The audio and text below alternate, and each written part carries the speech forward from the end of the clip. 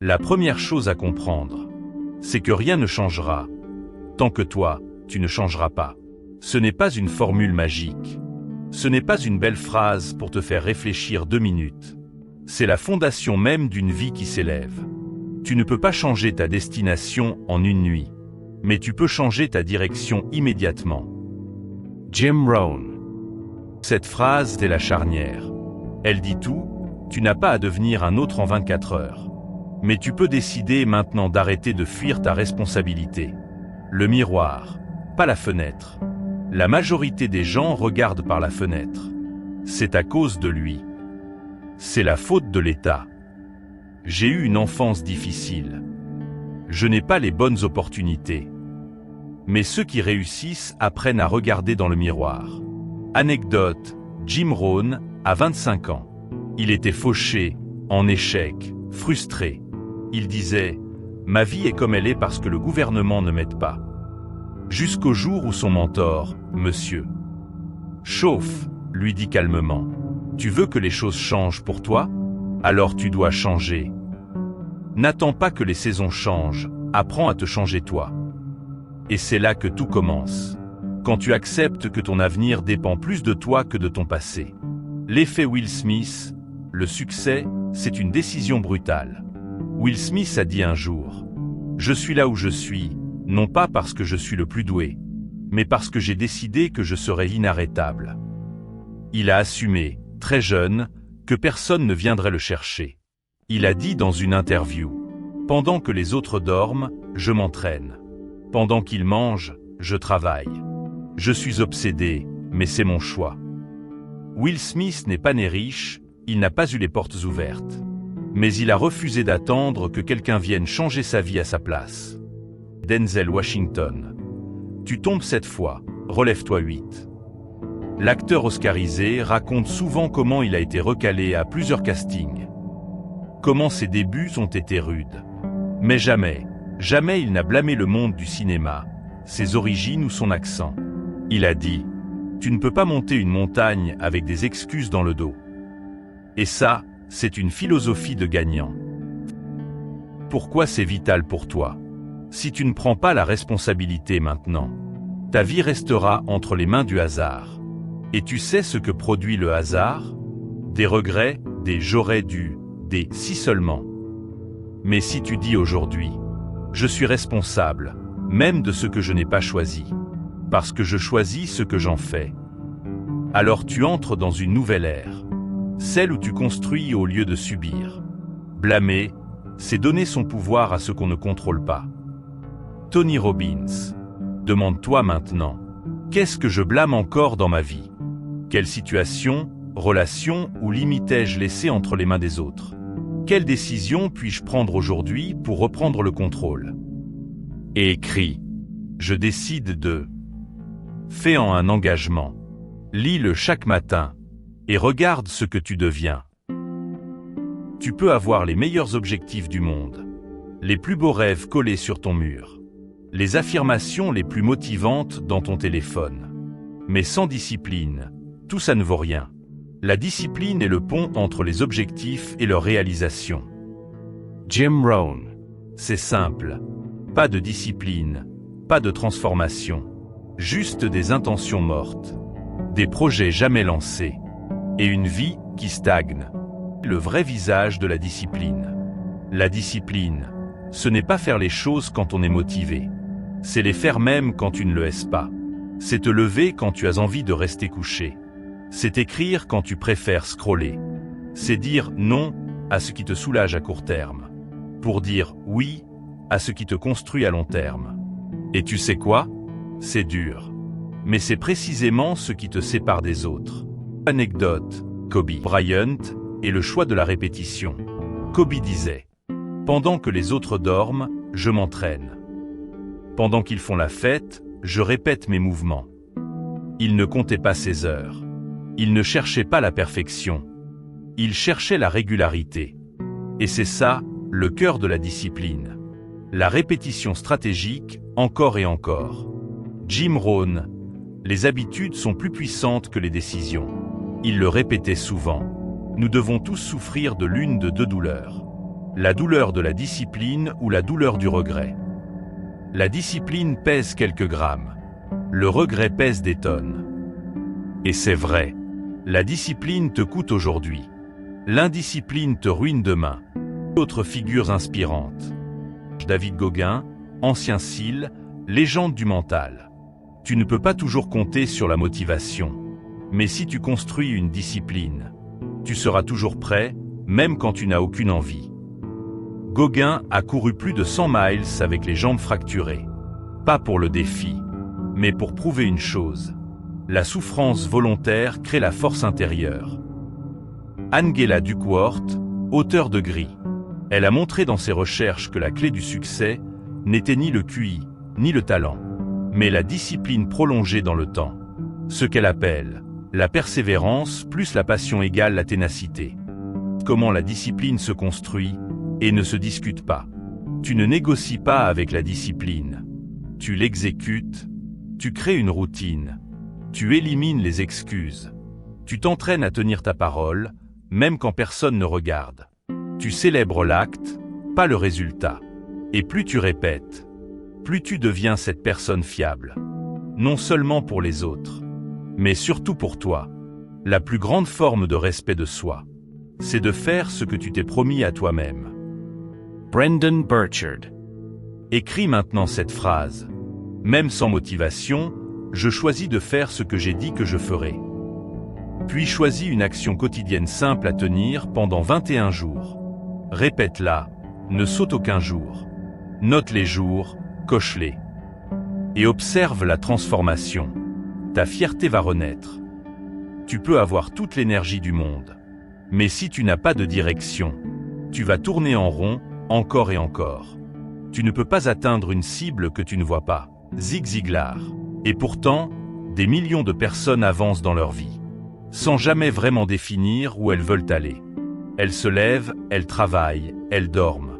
Et elles espèrent que le bonheur tombera par hasard. Mais voilà la vérité. Ce que tu ne vises pas clairement, tu ne le construiras jamais. Jim Rohn et les objectifs. Jim Rohn disait: les gens passent plus de temps à planifier leurs vacances qu'à planifier leur vie. Et il avait raison. On planifie des week-ends, des achats, des repas. Mais notre propre vie, on la laisse souvent en pilotage automatique. L'objectif, c'est le moteur. Sans lui, tu deviens réactif, tu subis. Avec lui, tu deviens proactif, tu diriges. L'anecdote du cahier de Jim. Jim Rohn avait un carnet de vie. Chaque année, il prenait le temps d'écrire ce qu'il voulait accomplir. En finance, en amour, en santé, en développement personnel. Il disait: les objectifs ne sont pas faits pour ce que tu obtiens, mais pour ce que tu deviens en les poursuivant. Et cette phrase change tout, parce qu'un objectif, ce n'est pas juste une destination, c'est un chemin de transformation. Les objectifs doivent être clairs, pas « je veux être riche », mais « je veux générer 5 000 € par mois avec mon projet X ». Mesurable. Si tu ne peux pas suivre ton progrès, tu ne tiendras pas sur la durée. Réaliste mais ambitieux. Un objectif doit te faire vibrer, pas t'endormir. Daté. Une date limite transforme un rêve en mission. Émotionnellement connecté. Tu dois ressentir pourquoi c'est vital pour toi. Anecdote, Arnold Schwarzenegger et la clarté du rêve. Avant d'être bodybuildé, acteur, gouverneur, Arnold écrivait ses objectifs chaque jour. Il ne disait pas « je veux réussir ». Il disait « je serai Monsieur Univers », puis acteur, puis gouverneur. Et chaque matin, il visualisait avec précision. Il répétait ses phrases. Il collait des images partout autour de lui.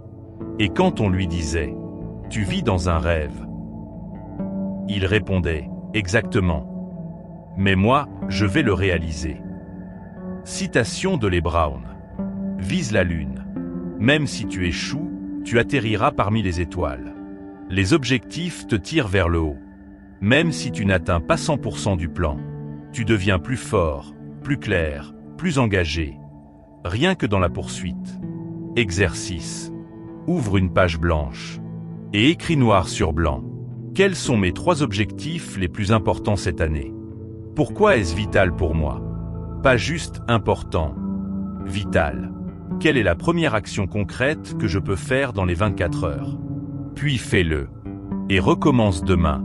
Parce que si tu ne sais pas où tu veux aller, tu finiras là, où tu ne voulais jamais être. Tu veux connaître la vraie différence entre les gens qui avancent et ceux qui tournent en rond. Ce ne sont pas les talents, ni les diplômes, ni la chance. C'est la répétition quotidienne. Ce sont les petites choses que tu fais chaque jour, ou que tu ne fais pas, qui déterminent si ta vie avance, ou s'effondre lentement. Le succès, ce n'est rien d'autre qu'un petit nombre de disciplines, pratiquées chaque jour. Jim Rohn. Ce que tu répètes devient ta réalité. Ce que tu fais aujourd'hui, tu le referas demain, et après-demain, et le mois suivant, et un jour, tu te réveilles dans une réalité façonnée par tes habitudes, pas par un événement, pas par une motivation soudaine, mais par ce que tu as nourri chaque matin, chaque soir, chaque instant. Anecdote, Warren Buffett et le pouvoir des micro-décisions. Un jour, on lui a demandé comment il était devenu l'un des hommes les plus riches du monde. Il a répondu: « Ce ne sont pas les grands coups qui m'ont enrichi. Ce sont les petites décisions intelligentes, répétées pendant très longtemps. Ce que tu choisis de faire aujourd'hui, ce que tu manges, ce que tu lis, ce que tu ignores. C'est ça qui façonne ton avenir. Les habitudes te libèrent ou t'enchaînent. Si tu lis 10 minutes par jour, dans un an, tu auras lu plus de 10 livres. Si tu fais 20 pompes par jour, dans 3 mois, ton corps aura changé. Si tu médites 5 minutes chaque matin, ton mental deviendra plus calme, plus solide, plus résilient. Mais l'inverse est aussi vrai. Si tu scrolles TikTok 2 heures chaque soir, si tu dis « je commencerai demain », si tu sautes une promesse par jour, tu es en train d'éroder ton potentiel, lentement, silencieusement. James Clear, auteur de Atomic Habits. Il dit « Tu n'atteins pas ton niveau de rêve, tu retombes sur le niveau de tes habitudes. » Ce que tu fais dans l'ombre, quand personne ne regarde, détermine la lumière que tu dégageras demain. Crée un système, pas juste une volonté. La discipline, c'est bien, mais elle s'épuise avec le temps. Ce qui tient vraiment dans la durée, c'est un système, des horaires fixes, des routines simples, des rappels visuels, des rituels de début et de fin de journée. Exemple concret. Matin, 6h30, réveil sans écran. 6h45, visualisation et objectif du jour. 7h, 20 minutes d'activité physique. 7h30, petit déjeuner et lecture rapide. Soir, 21h30, 10 minutes de journal. 21h45, déconnexion des écrans. 22h, coucher avec ancrage positif, 3 gratitudes. Pas besoin de copier ça. Crée le tien. Mais surtout, sois constant. Exercice. Choisis 3 habitudes microscopiques, mais puissantes, que tu vas ancrer pendant 30 jours. Écris-les, affiche-les, tiens-les, et chaque soir, coche. Pas pour être parfait, mais pour devenir fiable. Le jour où tu tiens ta promesse à toi-même chaque jour, c'est le jour où tu deviens inarrêtable. Esprit vainqueur. Tu peux travailler sur toi, lire des livres, écouter des vidéos, appliquer des routines. Mais si tu es entouré de gens qui te tirent vers le bas, tu finiras par t'éteindre. Tu es la moyenne des 5 personnes que tu fréquentes le plus. Jim Rohn. Tu ne peux pas construire une vie de feu en t'entourant de gens qui vivent dans la fumée. Les mots des autres sont des graines dans ton esprit. Si chaque jour, on te répète « ce n'est pas pour toi », tu es trop ambitieux. T'es sûr que tu vas y arriver. Fais attention, tu vas te brûler. Alors tu finis par douter. Tu finis par ralentir. Tu finis par te normaliser. Et tu enterres ton feu. Non pas parce qu'il a disparu, mais parce que ton entourage l'a étouffé. Anecdote, Oprah Winfrey, je ne laisse pas n'importe qui entrer dans mon esprit. Oprah le dit clairement. Je suis responsable de l'énergie que j'autorise autour de moi. Quand elle a commencé, elle a été critiquée, rejetée, ridiculisée. Mais elle a construit un entourage protecteur, stimulant, aligné avec sa vision. Elle a même licencié des collaborateurs talentueux, parce qu'ils ne portaient pas la bonne énergie. Pourquoi? Parce qu'elle savait que l'environnement, c'est le terreau du succès. Steve Harvey. Certains de tes amis actuels ont une date d'expiration. Dans une interview, Steve Harvey a dit « Si tu veux voler comme un aigle, tu ne peux pas passer ta vie avec des dindes. » Certains de tes amis te ramènent à ton ancienne version. Ils ne supportent pas ton évolution, non pas parce qu'ils te détestent, mais parce qu'ils ont peur d'être laissés derrière. Et parfois, tu dois avoir le courage de leur dire « Je ne vous abandonne pas, je m'autorise à m'élever. » Les Brown, l'environnement te programme. Dis-moi qui tu écoutes. Je te dirai où tu vas finir. Si tu écoutes chaque jour des gens qui se plaignent, tu vas finir par croire que le monde est injuste. Mais si tu écoutes chaque jour des gens qui élèvent, tu vas commencer à croire que tout est possible. Signe que ton entourage te freine. Tu dois justifier tes ambitions. On se moque de tes nouvelles habitudes. Tu ne peux pas parler de progrès sans gêne. Tu sens que tu dois te restreindre pour rentrer dans le moule. Tu es fatigué après les avoir vus, pas ressourcé. C'est un signal. Et tu ne dois pas l'ignorer. Exercice. Fais l'inventaire de ton cercle proche. Écris 3 noms qui m'inspirent, me challenge, me respectent. Qui me fatigue, me fait douter, me rabaisse. Qui suis-je devenu depuis que je fréquente ces personnes? Et demande-toi, ai-je besoin de me rapprocher, de poser des limites, ou de me libérer? Le bon entourage ne te laisse pas rêver seul. Il te rappelle chaque jour que ton rêve mérite d'être vécu. Esprit vainqueur. Tu ne peux plus te permettre de vivre en mode automatique. Tu ne peux plus te lever chaque matin sans savoir pourquoi tu fais ce que tu fais. Tu ne peux plus t'étonner d'être fatigué. Quand tu laisses tes journées être dictées par le monde extérieur, soit tu conçois ta vie par intention, soit tu la subis par défaut. Jim Rohn. Et laisse-moi être direct. Si tu ne diriges pas ta vie, quelqu'un d'autre le fera à ta place. Ton passé, tes blessures, tes habitudes, ou l'agenda des autres. Par défaut, on répète. Par intention, on transforme. Regarde autour de toi. Combien vivent sans jamais remettre en question leur routine? Combien acceptent un emploi qu'ils détestent? Restent dans des relations qui les épuisent et justifient leur stagnation par « c'est la vie ». Mais toi, tu peux choisir un autre chemin. Anecdote, Matthew McConaughey et son journal d'intention. Avant de devenir un acteur oscarisé, Matthew McConaughey a vécu un passage à vide. Perte de sens, confusion, automatisme. Il a décidé d'arrêter les comédies faciles. Il a pris 18 mois de pause. Et chaque jour, il écrivait « Quelle vie je veux créer? Qui suis-je devenu sans le vouloir? Qu'est-ce qui est vraiment essentiel ?»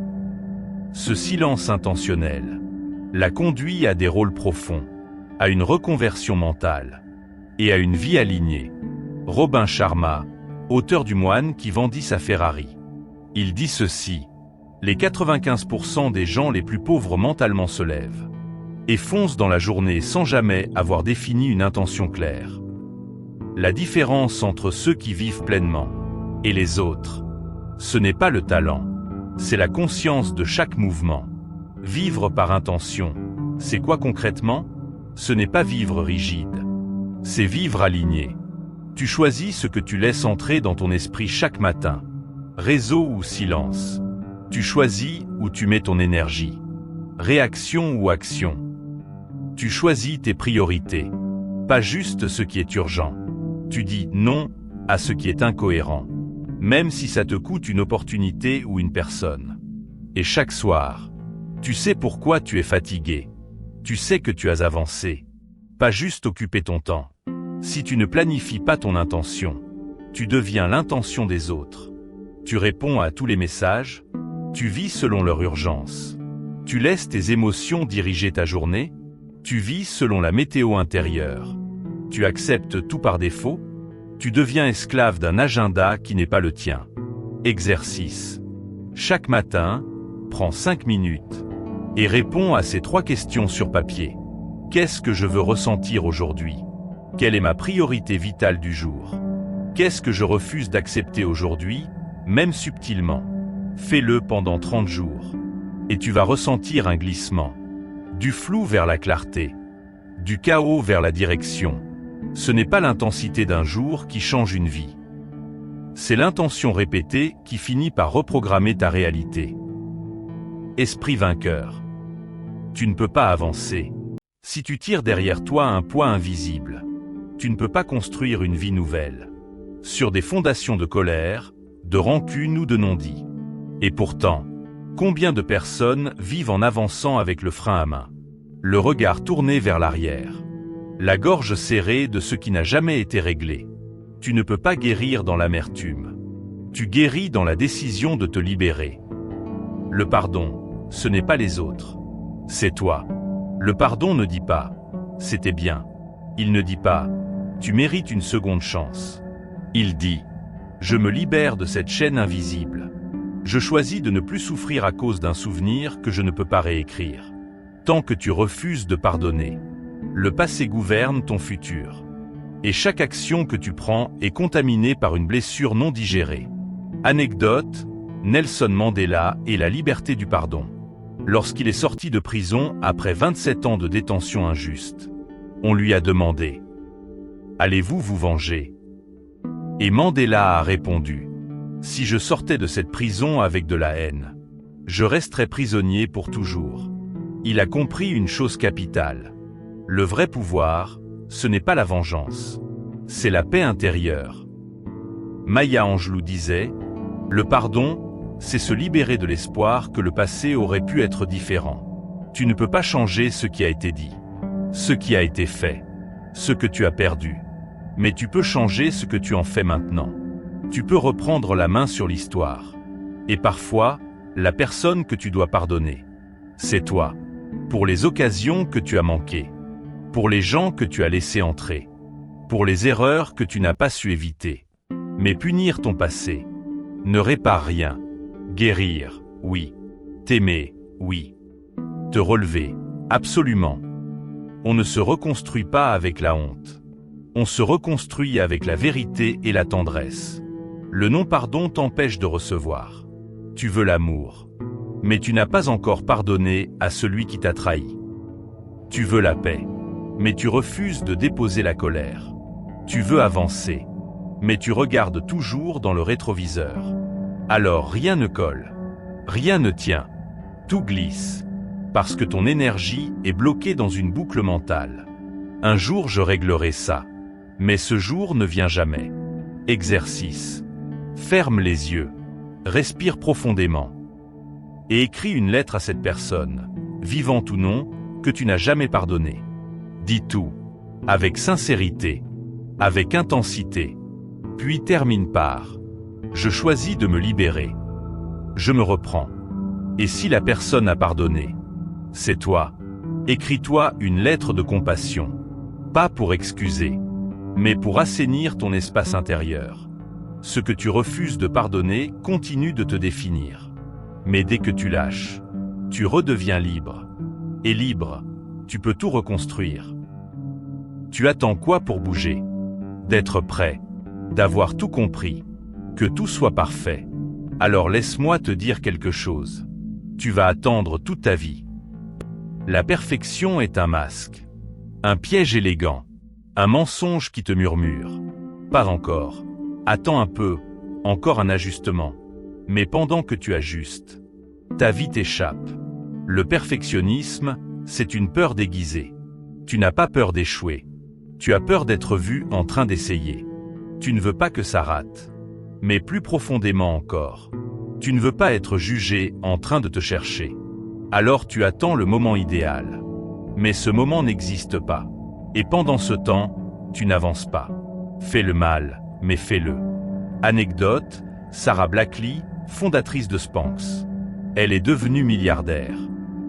Après avoir démarré son business sans bureau, sans expérience, sans perfection, quand elle était enfant, son père lui posait cette question chaque soir. Que as-tu échoué aujourd'hui? Et s'il n'y avait rien à dire, il était déçu. Pourquoi? Parce qu'il lui avait appris une vérité rare. L'échec égale progrès. Et que la vraie perte, c'est de ne pas avoir essayé. Ce qui est terminé changera ta vie. Ce qui est parfait mais inachevé ne servira à rien. Il vaut mieux une version imparfaite en ligne qu'une version parfaite qui dort dans ton ordinateur. Ce que tu gagnes en avançant imparfaitement. Tu prends confiance. Tu crées du mouvement. Tu récoltes des retours. Tu casses l'autosabotage. Et plus tu bouges, plus ton cerveau te suit. Plus ton identité évolue. Et tu passes du « je veux » au « je fais ». Exercice. Pose-toi la question. Qu'est-ce que je repousse par peur de mal faire? Et maintenant, fixe-toi 72 heures pour sortir une version imparfaite. Pas parfaite. Publiable, réelle, vivante. Tu verras. Une action imparfaite fait plus que 1000 intentions parfaites. Le progrès, c'est la fierté d'avancer malgré les doutes. La perfection, c'est la paralysie masquée en exigence. Et si le plus grand obstacle à ton ascension, c'était ton attachement à l'ancienne version de toi? Cette version qui se limitait. Cette version qui cherchait à plaire. Cette version qui jouait petit pour ne pas déranger. Tu vois, le changement ne commence pas quand tu sais quoi faire. Il commence quand tu acceptes de ne plus être la personne que tu étais. Ce n'est pas une trahison de changer. C'est une forme de loyauté envers ta vérité. Tu as le droit de changer. Tu as le droit de penser différemment, d'aimer autre chose, d'avoir de nouveaux rêves, de fermer une porte sans explication, de devenir plus grand que ce qu'on attendait de toi. Et si les gens te disent « tu as changé », regarde-les droit dans les yeux et réponds « heureusement ». Anecdote. Michelle Obama, de l'avocate à la voix d'une génération. Avant d'être une First Lady engagée, Michelle Obama était une brillante avocate dans un cabinet de Chicago. Mais au fond d'elle, quelque chose sonnait faux. Elle étouffait dans cette vie idéale. Elle a pris un risque. Elle a quitté le prestige pour travailler dans l'éducation, le social. Et elle a dit « Je me suis autorisée à devenir la version de moi que j'avais longtemps étouffée ». Aujourd'hui, elle inspire des millions. Non pas parce qu'elle est restée la même, mais parce qu'elle a osé évoluer. Buljet Shetty, auteur de Think Like a Monk. Ce que les autres appellent instabilité, c'est souvent ta libération. Certaines personnes vont te juger quand tu changes. Pas parce que tu es perdu, mais parce qu'elles ne savent plus comment te contrôler. Grandir, c'est déranger. Ton évolution va bousculer. Des amis vont s'éloigner. Des proches vont te dire « Tu n'es plus comme avant ». Tu fais le malin. T'as changé, toi. Et c'est vrai. Mais la question, c'est « Veux-tu rester conforme à ce qu'on attend ? Ou fidèle à ce que tu deviens ?» Réponds avec sincérité. Quelle partie de moi est prête à évoluer, mais que je retiens par peur d'être jugé? Écris cette réponse. Puis engage-toi avec cette phrase. Je ne vis plus dans ma version d'hier. J'écris celle de demain. Et dès aujourd'hui, change un geste, une posture, une réponse, une habitude. Commence ta mue. Tu ne t'es pas perdu. Tu t'es dépassé. Tu ne t'es pas éloigné des autres. Tu t'es rapproché de toi. Tu ne peux pas construire une vie alignée, entourée de gens qui ne supportent que ton ancienne version. Tu ne peux pas devenir une personne libre, dans un cercle où tu dois toujours te justifier pour exister. Et pourtant, on le fait. Par loyauté, par peur d'être seul, par habitude. Mais à quel prix? L'amour sans vérité est une prison. Si tu dois te taire pour être aimé, ce n'est pas de l'amour. Si tu dois te diminuer pour être accepté, ce n'est pas du respect. Tu ne peux pas grandir dans un sol qui t'étouffe. Tu ne peux pas guérir dans un entourage qui ravive tes blessures. Les relations toxiques ne te frappent pas toujours. Elles t'effacent lentement. Anecdote, Jim Carrey et le prix du rôle. À l'apogée de sa carrière, Jim Carrey faisait rire le monde entier.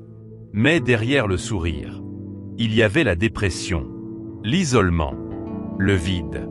Un jour, il a dit « J'ai passé des années à être celui qu'on attendait de moi, jusqu'à ce que je comprenne que l'amour que je recevais n'était pas pour moi, mais pour le personnage. » Et ce jour-là, il a changé de cercle.